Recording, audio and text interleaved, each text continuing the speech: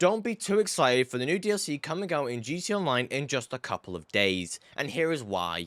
You see, Rockstar have already shown their incompetence when it comes to actually producing something of good quality when it comes to a multi-billion-dollar company. Because obviously the Definitive Edition came out, and absolutely everybody hated it. Rotten Tomatoes are absolutely dog shit. The player base is non-existent on it anymore.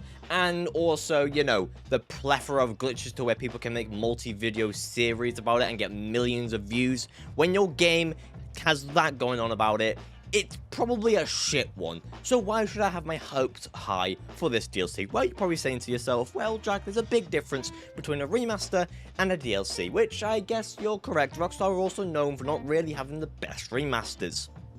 But also, at the end of the day, it still has taken away man-hours from this DLC. So instead of working on this DLC over the last little bit, they've instead been working on the Definitive Edition. Obviously, since that's come out, they've had to even allocate more people to it because to fix all the glitches and all the bugs with it. So that's just taken away man-hours from this DLC, which could potentially make it even worse.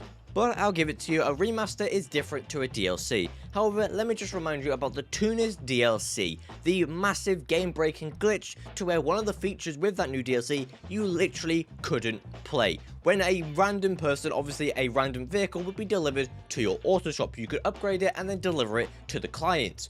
People literally couldn't do this, whether it was waiting days upon days on end for a car to actually spawn in, you couldn't upgrade the car, you couldn't drive the car, or you just couldn't deliver it. The game was completely broken for this feature. Now obviously, delivering it was already a known glitch in the game, the whole like yellow dot thing that happens with bunkers and nightclubs sometimes. However, it was a more prominent glitch with this, but even then, all the other glitches I mentioned are just the auto shop. So why, again, should I be excited? Because that's a DLC, that's a feature in the new DLC that Rockstar couldn't give two shits about because it wasn't affecting their shark card sales, which I mean, it technically does because it makes people rage quit the game and never play it again, but we'll gloss over that. However, if you're still convinced that no, a remaster is different to a DLC, that's not going to happen. No, that DLC was, I just didn't like the Tunis DLC, don't worry about it, there's going to be no game-breaking glitches like that. Then what about Rockstar making something look good, like this trailer, but then the end product being shit? Like a very easy and family-friendly example. You have a massive pile of shit on the floor. You then have that pile of shit is then your trailer. That is the best that shit can look, alright? They've polished that as much as they can. As soon as they release that shit to the public, they just immediately stomp on that a million times. But then they don't release what they just stomped on. Instead, what they stomped on is the actual game. That is pretty much what Rockstar like to do sometimes. They make the trailer look all pièce de résistance, and then they release the actual content, and it's dog shit. Either that, or the content barely lasts a couple days.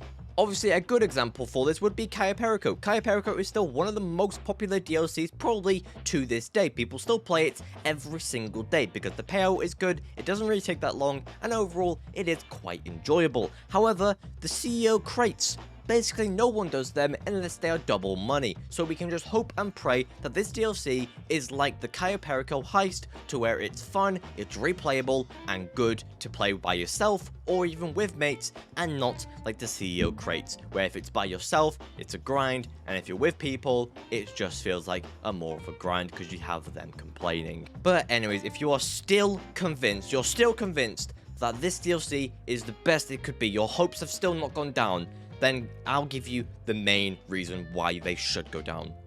You are not subscribed to this channel because I will be covering everything as soon as this DLC comes out, so be sure you subscribe with notifications on so you don't miss any of that content when it comes out, so you know what to do, what to buy, and what to fucking avoid with a 10-foot pole. However, with all this said and done, please do go watch some other videos. You got this video up here recommended to you by YouTube, but also this video down here, which is actually my latest upload. However, with all this said and done, hopefully I'll see you guys in the next one, and hope you all have a fan-fucking-tastic rest of your day.